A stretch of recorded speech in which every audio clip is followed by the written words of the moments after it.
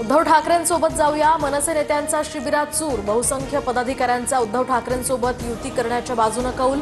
आज अमित ठाकरे आणि बाळा नांदगावकर करणार मार्गदर्शन। तुमच्या मनासारखं करू, पण थोडं थांबा, इगतपुरीच्या शिबिरात राज ठाकरेंकडून मनसैनिकांना सबुरीचा सल्ला।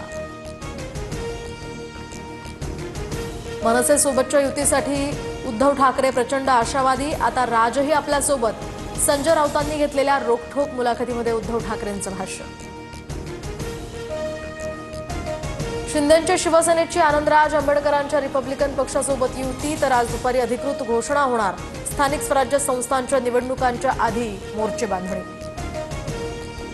भाजपच्या मॅरेथॉन बैठकांचा सिलसिला, फडणवीसांकडून वर्षा या निवासस्थानी पश्चिम महाराष्ट्रातील आमदारांचा आढावा। पक्षातल्या गटबाजीमुळे शिवसेनेचे माजी खासदार हेमंत गोडसे नाराज, सूत्रांची माहिती, नाराजीच्या चर्चेनंतर श्रीकांत शिंदेंनी हेमंत गोडसेंना चर्चेसाठी बोलावलं। उघड नाराजीनंतर बाळा नांदगावकर आणि अमित ठाकरे यांचा प्रकाश महाजनांना फोन, दोघांकडूनही महाजनांची विचारपूस, तर अमित ठाकरेंकडून महाजनांना भेट घेण्याचं आश्वासन।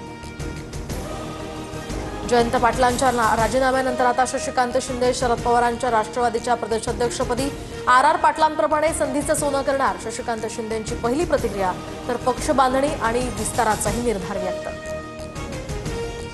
विरोधी पक्षनेते अंबादास दानवेंचा आज विधान परिषदेत निरोप समारंभ, तर 29 ऑगस्टला त्यांचा कार्यकाळ संपणार। विधान परिषदेच्या विरोधी पक्षनेतेपदासाठी आता सतेज पाटलांचं नाव आघाडीवर। आमदार संग्राम जगताप यांच्या वरदहस्तानं 350 ते 400 कोटींचा महाघोटाळा, संजय राऊतांकडून आरोप करत मुख्यमंत्र्यांना पत्र। लोकप्रतिनिधी, ठेकेदार, अहिल्यानगर महापालिका या ठिकाणी लुटून खात असल्याचाही पत्रात उल्लेख। राज्यातील हनी ट्रॅप प्रकरणाची गुप्त चौकशी सुरू, 72 अधिकाऱ्यांसह काही माजी मंत्री हनी ट्रॅपमध्ये अडकल्याची सूत्रांची माहिती। मुंबई, ठाणे, नाशिक, पुणे आणि संभाजीनगरात या संदर्भातला गुप्त तपास। बैलगाडा शर्यतीला आक्षेप घेणारी जनहित याचिका हायकोर्टानं फेटाळली, बैलगाडी शर्यतींच्या आधी प्राण्यांवर अत्याचार केले जातात असा या याचिकेत उल्लेख। पुण्यामध्ये 4 ते 5 दिवसात 16 हरणांचा दुर्दैवी मृत्यू, कात्रजच्या राजीव गांधी प्राणी संग्रहालयामध्ये ही घटना, तर हरणांच्या मृत्यूचं कारण अद्याप अस्पष्ट। ईपीएफओकडून पीएफ काढण्याच्या नियमांमध्ये बदल, तर पीएफ खात्यातनं 90% रक्कम काढता येणार, घर घेणाऱ्यांसाठी मोठा दिलासा। कोल्हापूर जिल्ह्यात मुसळधार पाऊस, कोल्हापुरातील पंचगंगा नदीच्या पाणी पातळीमध्ये 10 फुटांची वाढ, पंचगंगेची पाणी पातळी 31 फुटांवर। बुलढाणा जिल्ह्यातील लोणार तालुक्यामध्ये मुसळधार पाऊस, तर अनेक घरांमध्ये शिरलं पाणी, शेतात साचणाऱ्या या पाण्यामुळे ग्रामस्थांचं नुकसान।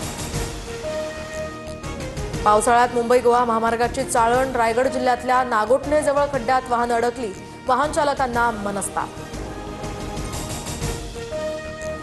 गणेशोत्सवासाठी कोकणात लालपरीच्या 5000 जास्तीच्या गाड्या धावणार, तर 23 ऑगस्ट ते 7 सप्टेंबरपर्यंत गाड्या धावणार। रेल्वेनंतर कोकणात येणाऱ्या चाकरमान्यांची एसटीला पसंती। उद्या पुणे शहराचा पाणीपुरवठा बंद राहणार, जलवाहिनीच्या दुरुस्तीच्या कामांमुळे हा निर्णय। कोथरूड, कर्वेनगर, पेठा, कात्रज भागातील पाणीपुरवठा बंद। मुंबईतील अँटॉप हिलमध्ये पितृत्वाला काळीमा फासणारी घटना, पत्नीसोबत वेळ घालवता येत नसल्याच्या रागातनं 4 वर्षीय सावत्र मुलीची हत्या, आरोपी इम्रान शेख पोलिसांच्या ताब्यात। दहिसर अंधेरी मेट्रो मार्गावर वाढीव 21 फेऱ्या, तर गर्दीच्या वेळी दर 6 मिनिटांनी मिळणार मेट्रो सेवा, प्रवाशांना यामुळे मोठा दिलासा।